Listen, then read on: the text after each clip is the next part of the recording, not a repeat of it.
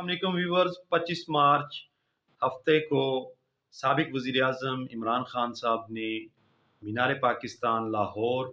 एक बड़ा कामयाब जलसा किया और उस जलसे में उन्होंने पाकिस्तान के मौजूदा माशी बहरान को हल करने के लिए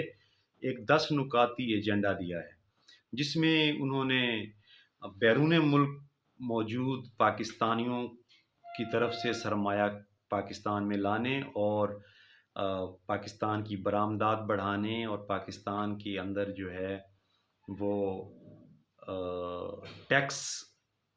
की कलेक्शन जो है टैक्स कलेक्शन को बढ़ाने और इसके साथ जो है वो ज़राअत और छोटी और दरमियानी दर्जे की सनतों को फ़रोग़ देने और इसके अलावा मनी लॉन्ड्रिंग रोकने और ऐसी बातों का उन्होंने जो है एक मंशूर एक रोड मैप दिया कि वो ताकत में आकर इक़्तिदार में आकर ये काम करके पाकिस्तान की मईशत को मुस्तहकम करेंगे और पाकिस्तान के अवाम को खुशहाल करेंगे। अब सवाल ये है कि क्या मैं जो आपको तज्ज़िया देने वाला हूँ कि क्या ये इक़दामात पाकिस्तान की मईशत को बदहाली से निकाल कर खुशहाली की तरफ लेके जा सकते हैं,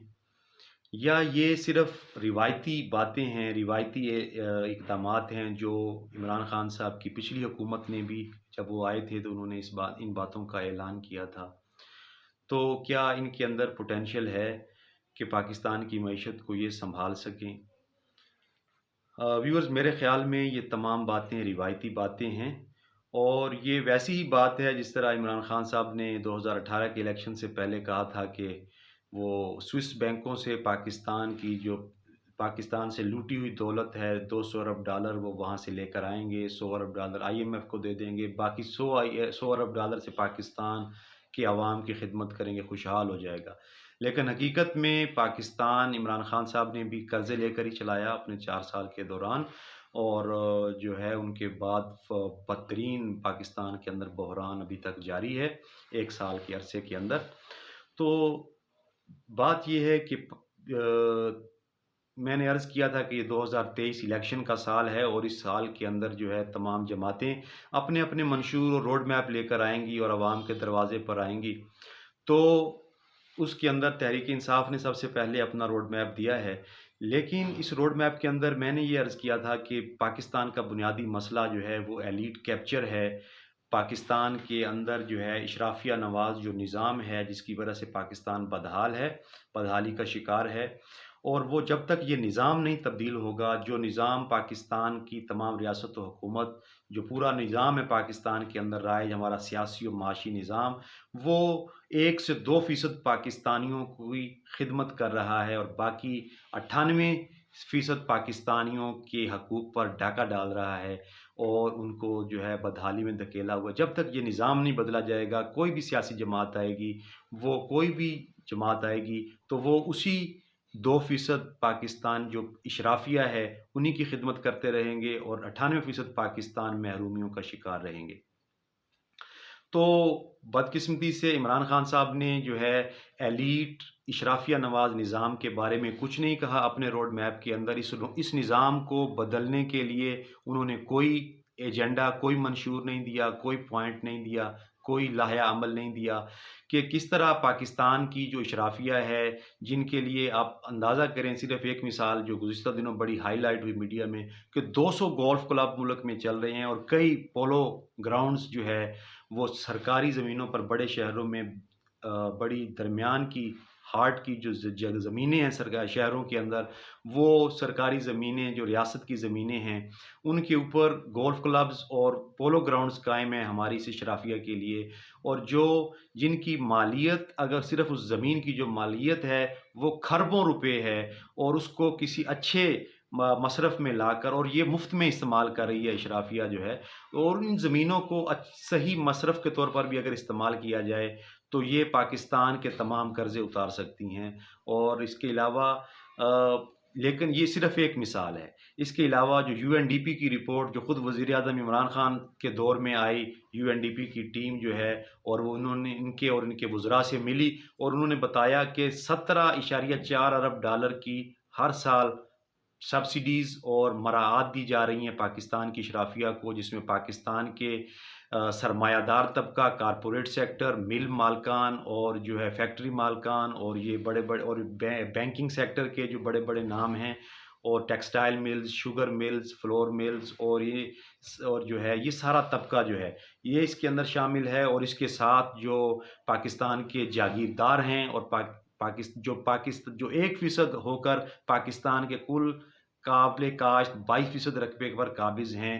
اور جو ہے ان کو سبسڈیز مل رہی ہیں، ان کو اربوں ڈالر کی مراعات مل رہی ہیں۔ اس کے علاوہ پاکستان کے جرنیل، ملٹری، ان کو اربوں ڈالر کی سرمایہ جو ہے نا سبسڈیز سرکاری خزانوں سے مل رہی ہیں۔ آپ اندازہ کریں کہ کوئی بھی جو جنرل صاحب جب ریٹائر ہوتے ہیں تو سینکڑوں ایکڑ اراضی ان کو سرکار جو ہے وہ دیتی ہے، ان کو پلاٹس دیے جاتے ہیں بڑے شہروں میں، لاہور، اسلام آباد میں، اور اس کے علاوہ ان کو تاحیات جو مراعات ملتی ہیں ان کا کوئی شمار نہیں ہے۔ اس کے علاوہ پاکستان کی جو تمام، تو پاکستان میں اس کے علاوہ جو ہے جو تاجر طبقہ ہے، اور اب یہ سوال یہ ہے کہ کوئی بھی پارٹی حکومت میں آتی ہے تو بینیفیشری یہی طبقہ رہتا ہے، چہرے کوئی بھی آ جائیں، لیکن جو پاکستان کے نظام سے فائدہ اٹھانے والے یہی لوگ ہیں۔ تو جب تک یہ نظام نہیں بدلا جائے گا، اس نظام کو بدلنے کے لیے کوئی لائحہ عمل نہیں دیا جائے گا، پاکستان کی عوام خوشحالی کا منہ نہیں دیکھ سکتے، پاکستان کی معیشت مستحکم نہیں ہو سکتی، کیونکہ سارے کا سارا نظام اس اشرافیہ کے ہاتھوں یرغمال ہے۔ اور جب تک یہ نظام نہیں تبدیل ہوگا، میرے آپ کی پاکستان کے غریب عوام جو ہے اسی طرح ان کی قسمت نہیں بدلے گی، اور وہ آٹے لینے کے لیے لائنوں میں لگ کر اپنی جانیں دیتے رہیں گے۔ تو یہ ابھی ایک جماعت کی طرف سے منشور آیا ہے، دوسری جماعتوں کی طرف سے بھی منشور ابھی آنے ہیں، لیکن جب تک عام آدمی، عام پاکستانی آواز نہیں اٹھائے گا، آپ آواز نہیں اٹھائیں گے اس نظام کو بدلنے کے لیے، یہ جماعتیں کبھی بھی اس نظام کے خلاف جو ہے نا وہ نہیں بات کریں گی اور اس کے خلاف منشور نہیں دیں گی، کیونکہ یہ جماعتیں اس کے بینیفیشری ہیں، ان سے فائدہ اٹھا رہے ہیں، اس نظام کے فائدہ اٹھانے والے ہیں۔ تو جو ہے یہ چھوٹی جماعتوں کو بات کرنی پڑے گی، چھوٹی سیاسی جماعتیں جو ہیں ان کو اس کی بات کرنی پڑے گی۔ اب یہ دیکھیں کہ جب سابق وزیر اعظم عمران خان اپریل 2021 کے اندر ان کی حکومت کو وہ ختم ہوئی، تو اس کے بعد جو ہے جو پہلی دفعہ وہ مزار قائد پر کراچی جلسہ کرنے گئے، تو ان کو جو ہیلی کاپٹر بھیجا گیا وہ اینگرو کمپنی نے، جو بہت بڑی فرٹیلائزر کمپنی ہے، کھاد بنانے والے کارخانے ہیں جن کے، اور جن کو اینگرو فوڈز کے جو آئٹمز بناتی ہیں، اب اس کمپنی نے اپنا ہیلی کاپٹر ہوائی جہاز جو ہے وہ خان صاحب کے لیے بنی گالہ بھیجا، اور وہ اس کے ذریعے وہ کراچی گئے اور پھر کراچی سے واپس آئے۔ تو عمران خان صاحب ان کمپنیز اور ان ملز، ان کے خلاف اور ان کے سرمایہ دار مالکان کے خلاف کیوں بات کریں گے، اور جرنیلوں کے خلاف کیوں بات کریں گے، اور جو سرکاری مشینری چلانے والے بیوروکریٹس ہیں ان کے خلاف کیوں بات کریں گے؟ کیونکہ وہ خود اس کے بینیفیشری ہیں، ان کو پتہ ہے کہ ان کی الیکشن کیمپینز، ان کے جلسے، یہی لوگ، یہی سرمایہ دار فائنانس کرتے ہیں، یہی جاگیردار فائنانس کریں گے۔ تو یہ بینیفیشریز ہیں بدقسمتی سے ہماری یہ تمام بڑی جماعتیں اس نظام کی، اس اشرافیہ نواز نظام کی، جو غریب عوام کا خون چوس رہا ہے جونکوں کی طرح، اس کے بینیفیشری ہیں، وہ کبھی اس کی ریفارمز کرنے کی بات نہیں کریں گے۔ پاکستان کے اندر 1% جاگیردار 22% رقبے پر قابض ہیں، اور 75% پاکستانی جو ہے وہ ایک مرلہ زمین کے بھی مالک نہیں ہیں۔ تو اس ملک میں جو لینڈ ریفارمز کی، زرعی اصلاحات کی ضرورت ہے، لینڈ ریفارم، زمینی اصلاحات کی، وہ یہ کبھی بھی یہ جماعتیں نہیں کریں گی، کیونکہ ان جماعتوں کے اندر جاگیرداروں کا ہولڈ ہے، اور وہ ان جماعتوں کے ذریعے سے اور ان جاگیرداروں کے ذریعے سے اسمبلیوں کے اندر اپنی پرسنٹیج پوری کرتے ہیں اور اقتدار میں آتے ہیں۔ تو لہٰذا یہ آپ خوش فہمی میں نہ رہیں کہ اگر یہ عمران خان صاحب آ جائیں گے تو وہ اس نظام، تو وہ پاکستان کے اندر جو ہے نا وہ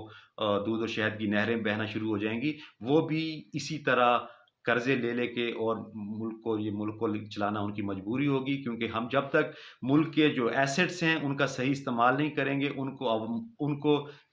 اشرافیہ کی خدمت کی بجائے پورے ملک کے معیشت کو بہتر بنانے کے لیے نہیں استعمال کریں گے، تو یہ ملک بدحال رہے گا۔ تو یہ کال ہے میری طرف سے کہ کائنڈلی ایلیٹ کیپچر کے خلاف ہمیں آواز بننا ہے، آواز اٹھانی ہے، تاکہ اشرافیہ نواز نظام بدلا جائے، نہ کہ صرف چہرے بدلے جائیں۔ یہ لوگ جو ہے نا، یہ تمام جماعتیں، ان کا سارا جو زور ہے وہ یہی ہے کہ ہماری باری آ جائے، ہم اقتدار میں آ جائیں۔ ان کا زور اس پہ نہیں ہے کہ جو ظالمانہ اشرافیہ نواز نظام ہے اس کو بدلا جائے۔ حالانکہ آپ دیکھیں کہ تحریک انصاف، جو انصاف والی جماعت جس کا نام ہی انصاف ہے، وہ بھی معاشرے میں، ملک میں معاشی انصاف کی بات نہیں کرتی۔ وہ یہی کہتی ہے کہ ہم باہر سے پیسہ منگوائیں گے اور باہر اور جو ہے پاکستان کے اندر جو ہے اور ٹیکس نیٹ بڑھائیں گے۔ وہ یہ نہیں کہتے کہ جو پاکستان کے اندر جو پیسہ جن لوگوں نے انبار لگائے ہوئے ہیں اور ملک سے باہر بھیجے ہوئے ہیں اور ہم اس نظام کو اس کے اندر جو ہے نا معاشی تقسیم کو انصاف کے اوپر لے کے آئیں گے، وہ بھی معاشی انصاف کی بات نہیں کرتے۔ بہت شکریہ۔